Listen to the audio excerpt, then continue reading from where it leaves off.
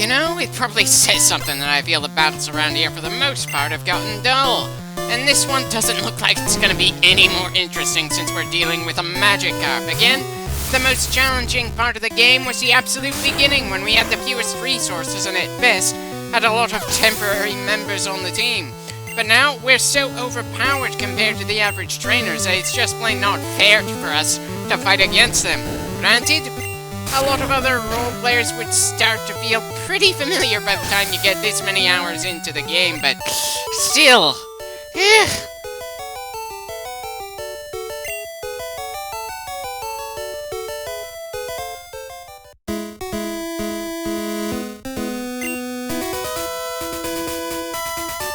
Then I suggest either getting a better rod so you'll occasionally catch other Pokemon, or maybe think of using more than just water types. I think I remember a good number of the trainers on the SS and used fighting types as well as waters when they were explicitly sailors. But that was so long ago I might be misremembering here. Definitely wish the game was more eventful overall, so it'd be easier to remember just how far we've come. All I can manage to do is just look at how much left we have to do, since the notable events are few and far between, with nothing especially notable looking like it's gonna happen anytime soon.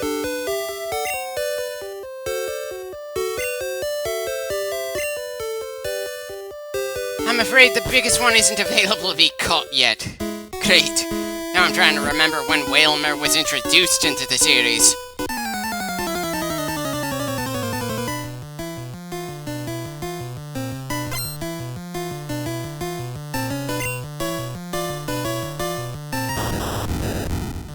Oh dear.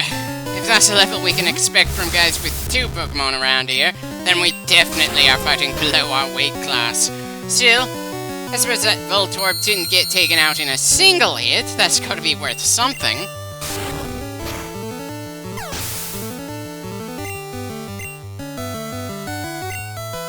Sorry to have to tell you this, Rocker, but I don't think you're having lightning heights is gonna mean much, even if you get an electric attack off.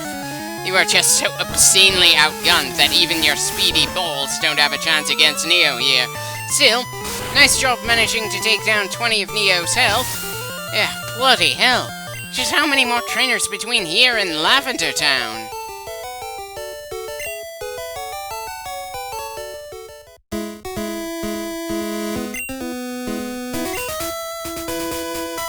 Oh, we're long past the point we need to worry about electrocuting the water types we run into for the most part. And look at that! The second Snorlax that makes traveling a bit less convenient. Time to give him a wake-up call.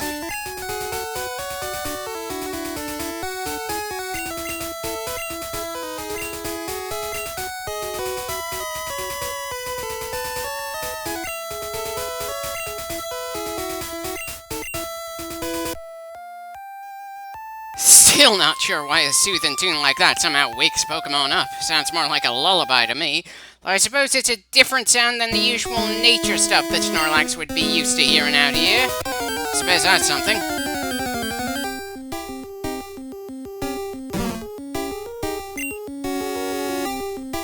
The exact same level as the other Snorlax we ran into, and funnily enough, that means it's a tougher fight than most of the trainers we've been running into along here for so far.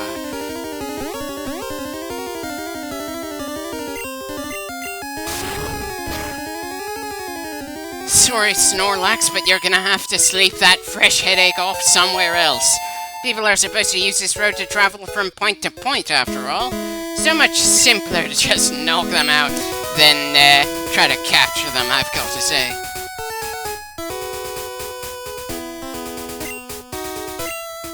Well, since everyone's at the same level now, I'd say there's no reason to take Neo from the front.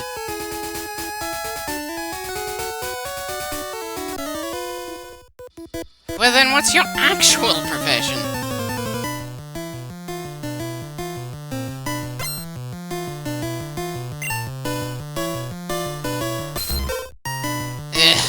Going from a fight against a level 30 wild Pokemon to fighting level 21 trained Pokemon.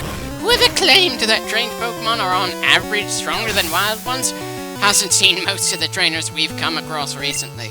I'm pretty sure most of these guys we've run into on this road, at the very least, have lowered that particular average by quite a bit.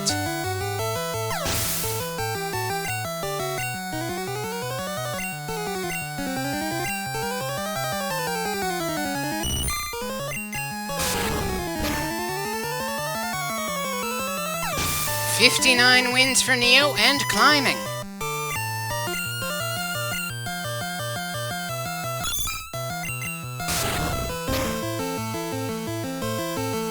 Right, make that 60, and as a whole, the team has a grand total of 547 at this point.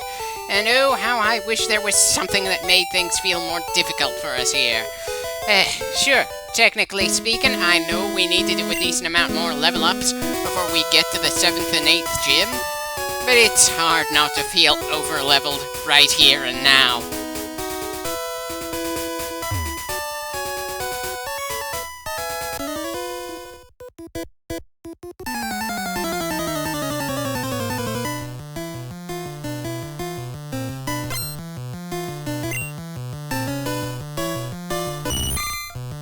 Well, you're not that much of a fool, since the only Pokemon you have is nearly at the same level as the Snorlax on this road. Unfortunately, you're so far out of your league that it's not even an illusion of a contest.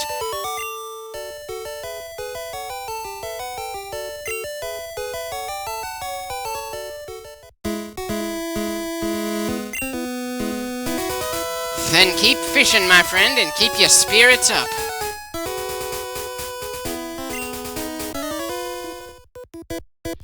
Oh, that's the case in the real world, but I've yet to see a video game where the player is allowed to fish and where it takes longer than a minute to get a bloody bite.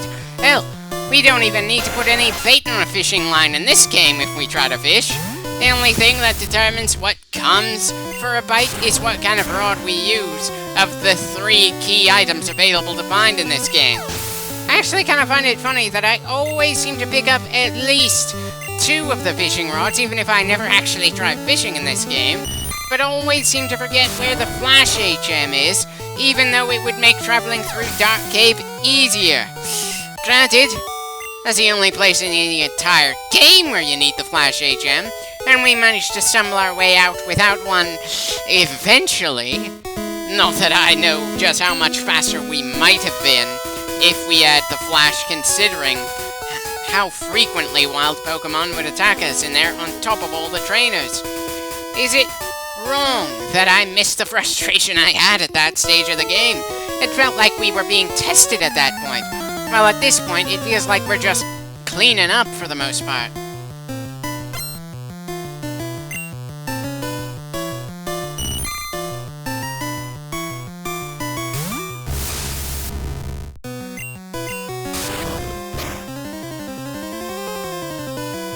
And that makes 64 for Neo. Maybe I should have counted the Snorlax for him, since it wasn't a random encounter.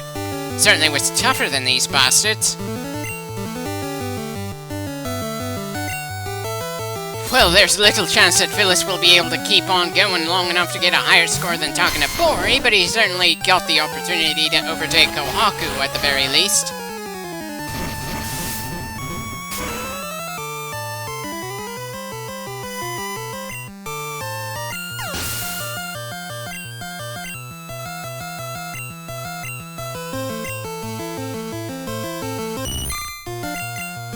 Considering how I generally use just 1 or 2 moves on a given Pokemon in a battle, you'd think I'd be less annoyed by the concept of turning a Pokemon into an HM slave of some sort or another. I mean, it's not like Phyllis has a wide variety of moves to use here. Just 2 normal types and 2 grass types.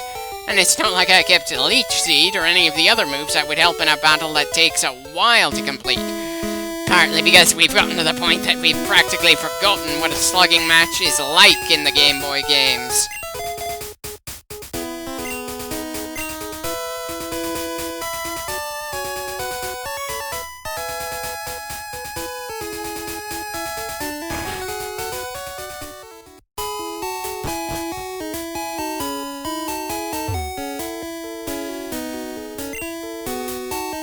Oof. And I'm sorry for your loss, then.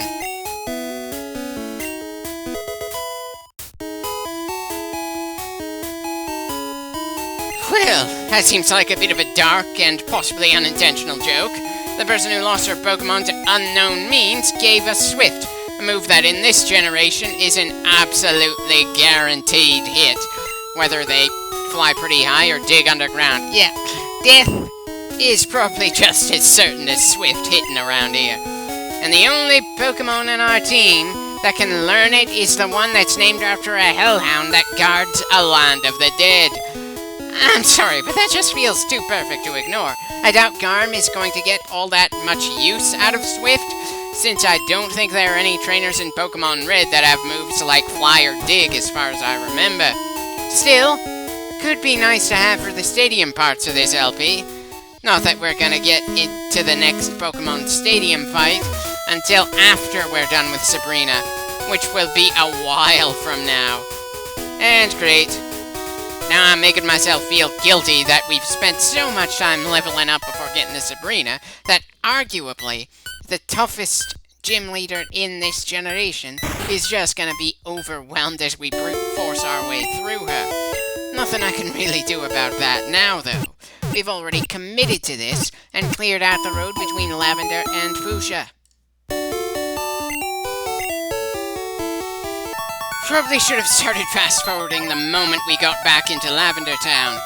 Can you blame me for falling asleep at the wheel this far into the game, considering we've got our full team and most of the moves we're going to want on them?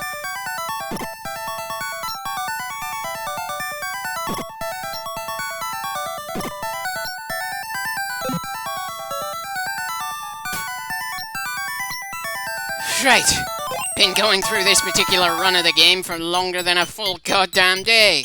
And that would feel a lot less annoying if it wasn't for the fact that there's so little to the damn story around here.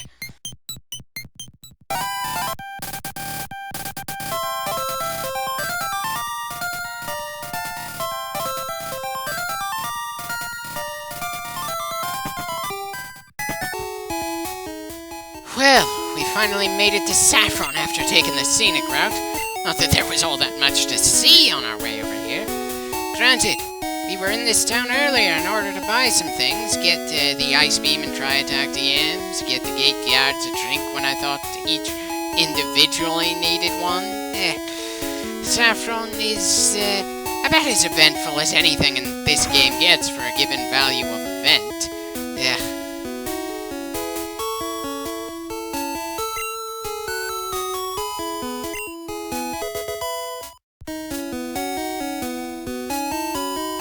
Of course it is, and unfortunately there's only one member of our team that can learn that move. A member who already has a number of psychic attacks on his bloody arsenal.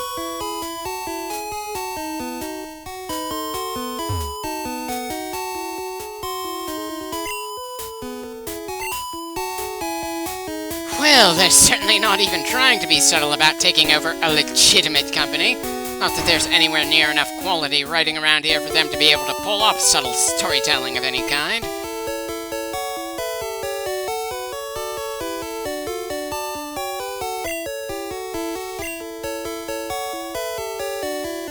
Well, I'm afraid the Elite Four are just gonna keep sitting on the Indigo Plateau waiting for random challengers instead of doing anything to protect people with their vast skills compared to most other trainers. Though, why not ask your local gym leader to kick their asses? After all, this isn't one of the versions of Sabrina that works for Team Rocket. And, while the fighting gym isn't an official badge distributing gym in this town, it's still got some solid trainers that could try something, seriously. I know, from one standpoint, why the player has to deal with the bare few problems that seem to crop up in this game, but it would help make things a bit more alive if there was a sense other people were trying to fight against Team Rocket in this region as well. As a side note, I'm not even gonna question why it looked like that one Rocket Coon teleported just a few steps away while asleep there. I'm just gonna chuckle at the fact that I'm complaining about other people not doing anything to protect Kanto, when one of the biggest complaints in Sword and Shield is that the most interesting part of the plot happened without the player being involved, since older characters dealt with those things off-screen. And at the fact that I misremembered that the massive mart was in Celadon, not actually Saffron here. Ugh, losing my damn mind.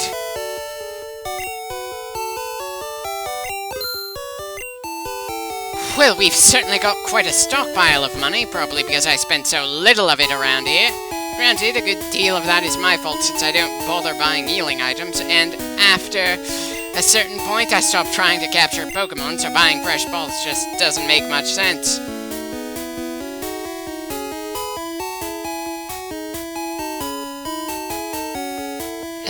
Sir, you are in our way, and good God, that is some poor justification for us to save the company that has been taken over by the regional criminals. They're preventing us from just going about our business in the town and gaining a badge so we can move on to the next major town. But then, it's not like any of our encounters with Team Rocket in this game are especially well justified. We just wander into an area where they're active, and then we start giving them a hard time just to be able to move on with the plot. Is it really too much to ask that there be some better justification for us to fight the frickin' Mafia? Really wish there was some sign that the locals in this town at least tried to resist the Mafia openly taking them over. Not that there was any justification for them to be essentially in charge of Celadon City either, or for us to go into their lair in the game corner other than to just let us grab the Sylph Scope, which would let us get the flute to the inside of the Grave Tower, which then let us get rid of the 2 Snorlaxes on the road. Kind of convoluted considering what we really have to do, and just how somehow more baffling that dear God, that sleeping rocket is just throwing me off here. Let's just move on. Anyway, while we could go to the fighting gym right now, I'd prefer to do the 2 gyms back to back if at all possible. So, time to do some more poorly justified heroics here.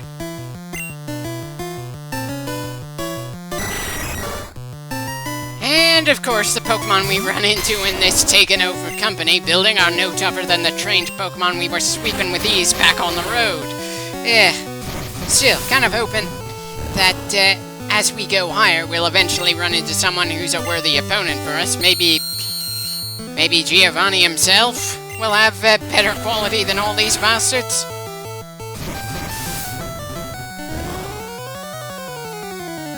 Well, at least this Golbat can take a hit. That's better than a lot of the guys and girls on the road can say.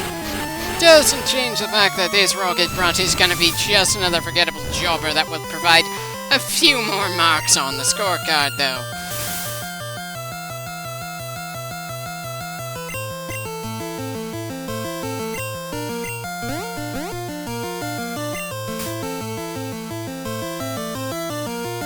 What, not even gonna try to bite us while we're confused?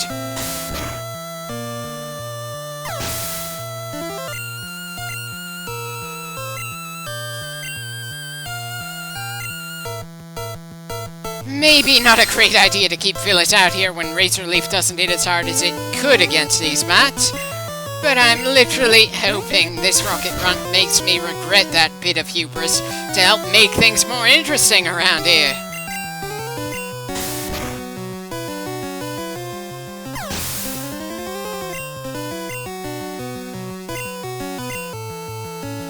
Do you mean to tell me this guy has nothing but bats?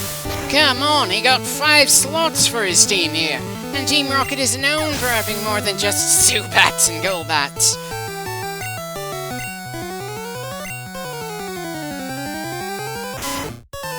Thank you. Really feels awkward to fight so many repeat Pokemon in the same battle. I know some Pokemon are more rare than others, but come on.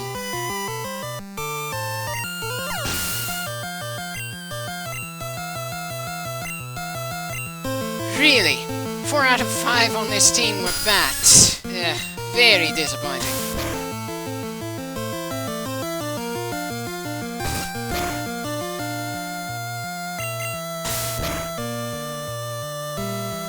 As much as I want to give this guy credit for bringing Phyllis's health down solo, I can't help feeling that was more due to a combination of luck, and Phyllis himself being so strong that when he struck himself, it did more damage than anything else the poor bastards threw at him.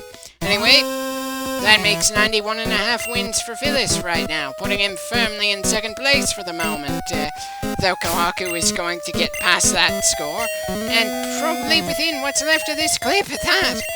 Will he make it to a temporary spot in first place over Takanabori's 101 before this clip is done?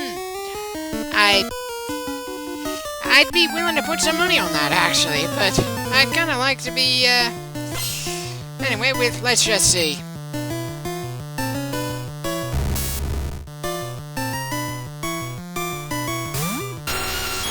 Oh, you poor bastard, you're throwing an electric mon against one who's part ground.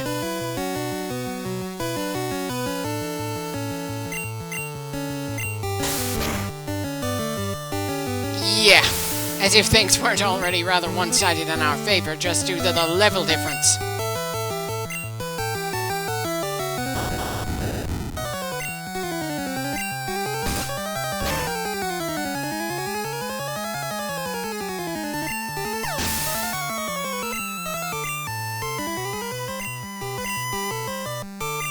Why would we want to switch out Kohaku when he's on a roll right now?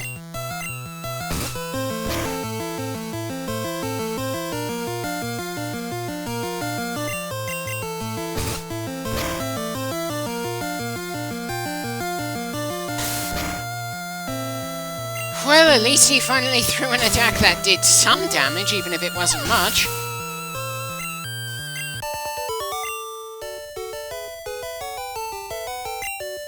We already know we're good based on how many badges we have at this stage. I'd actually like some sense that we're in some measure in danger if we get too cocky in here. Something to make me stumble and go, I've become too bloody complacent. I must think on this more tactically instead of just constantly switching team members for the sake of spreading experience, instead of actually giving a damn about their strengths and weaknesses. Pokemon's type chart is a very interesting web of advantages and disadvantages to look at regardless of which generation you're explaining, even if part of it is blatantly broken. Yeah, especially here in the first generation. But we're not in any position to be really punished for not paying attention to the chart at the moment. Not using Water Move against a ground type in favor of us still resulted in a rather one-sided win for Kohaku here. That's just one of the things that would have made me rather eager to get into more modern entries in the series if they did more to make things feel more difficult for the player in the mid to late game for a single-player experience, but no! Sword and Shield made things even easier by having an XP share constantly on with no way to turn it off in the game, which for me would mean I'd probably only use 2 or 3 Pokemon for most of a playthrough, considering I tend to get rather complacent when not pushed. And considering I tend to battle and grind like this in every generation I bother to go through, I doubt I'd go out of my way to up my game for the sake of it if the game designers are obsessed with making things even easier for a franchise that has been around for over 2 decades. I know they're trying to market towards children, but considering they also market towards the older crowd that feels nostalgic for the older entries from the 90s, you'd think they'd make things a little more interesting in terms of the solo play challenge. Instead, they just throw in single-player gimmicks that aren't revisited in a next generation of Pokemon, just dropped for the latest idea that they won't really follow up on or use to make the single player more interesting. Yeah, just because I didn't personally play through the installments with Mega Evolutions, X-Moves, or Gigamaxing doesn't mean I didn't look into it and see what I liked and disliked about them, and felt disappointed the ideas were tossed aside in the absolute next entry. Yeah. Anyway, Kohaku's tagging out after 93 wins on his card. Kind of wish I could say I'm tagging him out because I don't like the idea of a poison rhino rabbit thing going up against a psychic type. But I've got no confidence that this guy would be able to accomplish much, even with a type advantage on his side.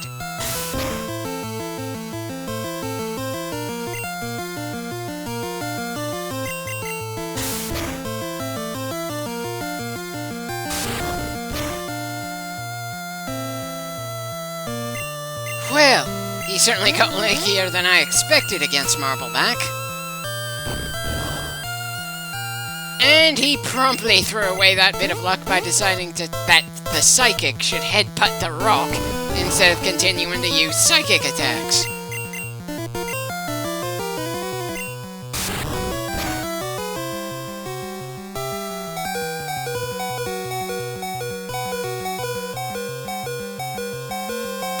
I should not be so pleased that one of our team just got taken down, especially when it's more due to luck than the enemy trainer's skill. The guy was choosing some rather iffy moves there, but again, we've been having such an easy ride smashing through various trainers in our path up to this point that it's hard not to be pleased one of these random bastards is putting up a genuine fight here, despite being outnumbered and out-leveled.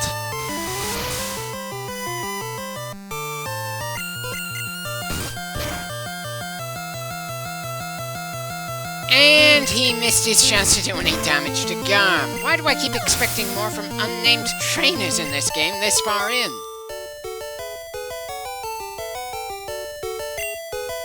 No point in you giving up when you've already been defeated. It's not like this is the kind of world where we can go for the kill. Anyway, that should do it for now. Time to head back to the center to heal up and save.